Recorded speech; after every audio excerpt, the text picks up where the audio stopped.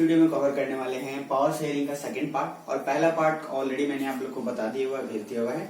उस पहले पार्ट में जो मैंने बेल्जियम के बारे में बताया था कि बेल्जियम ने एक अच्छा डिसीजन लिया जिसके चलते उसकी कंट्री काफी डेवलप हो गई और वहां के लोग भी काफी खुश थे और सब लोग एक साथ भी रह रहे थे।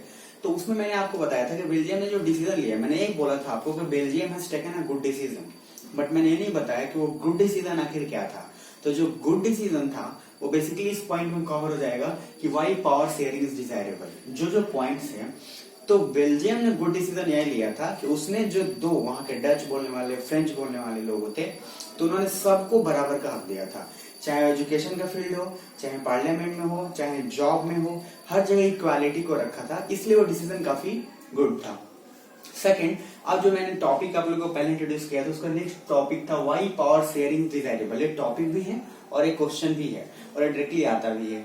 तो सिंपल याद रखिएगा, आप दोनों जगह यूज कर सकते हैं, बेल्जियम के केस में भी और यहाँ भी। जैसे बेल्जियम में पूछे कि बेल्जियम का डिसीजन अच्छा क्यों था, तो आप यही पॉइंट्स वहां भी डाल सकते हैं, because Belgium has taken a good decision like it helps to reduce the possibility of conflict और सारी चीजें। और अगर ये पूछे कि वाई पावर शेयरिंग डिजायरेबल, तब तो आपको ये करना ही करना है। तो वाई पावर शेयरिंग डिजायरेबल का मीनिंग ये है कि भाई पावर शेयरिंग जो बेल्जियम ने किया, जैसे उसने अपने पावर्स को, सेंट्रल गवर्नमेंट के पावर को थोड़ा स्टेट गवर्नमेंट को दिया, फिर उसके बाद उसको डिस्ट्रीब्यूट किया। तो क्यों किया, उससे क्या फायदा था?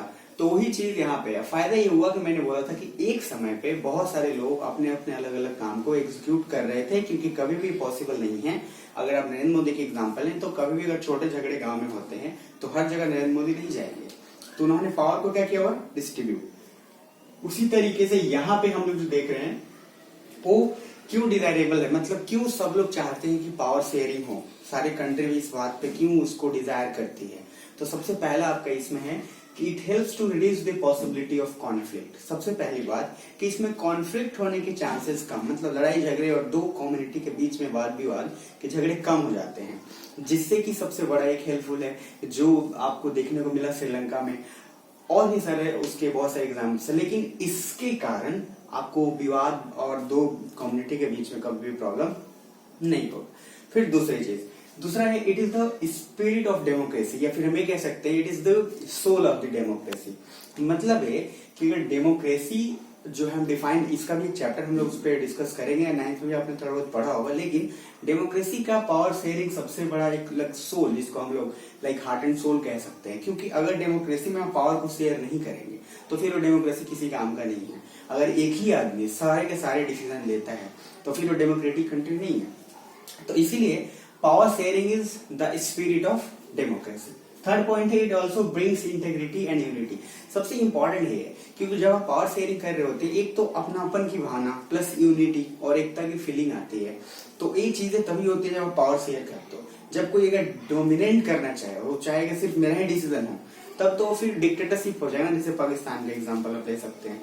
तो इसलिए पावर शेयरिंग होना बहुत ही जरूरी है। तो ये 3 फैक्टर थे। इसके अलावा और भी फैक्टर आप अपने आप से इसमें लगा सकते हैं, कोई प्रॉब्लम नहीं है, बट ये बेसिक 3 फैक्टर एग्जाम में हमेशा आपको रखने ही रखने, एकदम एज इट इज। उसके बाद आप कुछ उसमें अपने आप जो आपको बेहतर लगे और जो आपको अंडरस्टैंडिंग हो डाल सकते हैं। फिर हमारा नेक्स्ट टॉपिक था जो है फॉर्म्स ऑफ पावर शेयरिंग। मतलब पावर शेयरिंग के कितने आप तरीके कह सकते हैं, या फिर ये कह सकते हैं कि पावर शेयरिंग को हम लोग कैसे कैसे अलग अलग पार्टों में डिवाइड कर सकते हैं, किस किस लेवल पे। तो सबसे पहला इसमें जो लिखा हुआ है powers can be shared among. सबसे पहला है लेजिस्लेटर, एग्जीक्यूटिव एंड जुडिशियरी। इसका मीनिंग ये है कि पावर जो है वो डिफरेंट ऑर्गन्स, मतलब अलग अलग तरीके से, जैसे हम उसी पावर को लेजिस्लेटर के अलग पावर, एग्जीक्यूटिव का अलग है, जुडिशियरी का अलग है, लेकिन सबके सब क्या है, इंटरलिंक्ड है। मतलब किसी एक की वजह से, जैसे अगर लेजिस्लेटर ने कुछ बता दिया कि वो सही है, तो इसका मतलब ये नहीं कि वो सही है, एग्जीक्यूटिव भी उसमें रोल प्ले करेगा, जुडिशियरी भी रोल प्ले करेगा। और तीनों सबसे अच्छी डेमोक्रेसी की बात यह है कि सबके सब डिसीजन ले सकते हैं, लेकिन सब एक दूसरे से लिंक्ड हैं। ऐसा नहीं है कि एक ने बोल दिया और सही हो गया। तो ये बहुत ही अच्छा है। मतलब कहने का ये कि कोई भी पावरफुल ऐसा नहीं कह सकते कि इससे बड़ा है उससे बड़ा है, बिल्कुल नहीं। सबका एक ही डिसीजन है, लेकिन जब तक तीनों का उस पर नहीं पूरा का पूरा कमिटमेंट और जो आप कंसाइनमेंट कह सकते हैं नहीं बनेगा, तब तक नहीं हो सकता। कहने का मतलब है हम ये बोल सकते कि ये बड़ा है या वो बड़ा है, सबके सब इंटरलिंक्ड है और सबका इंपॉर्टेंस है। दूसरा है powers can be shared among different social groups.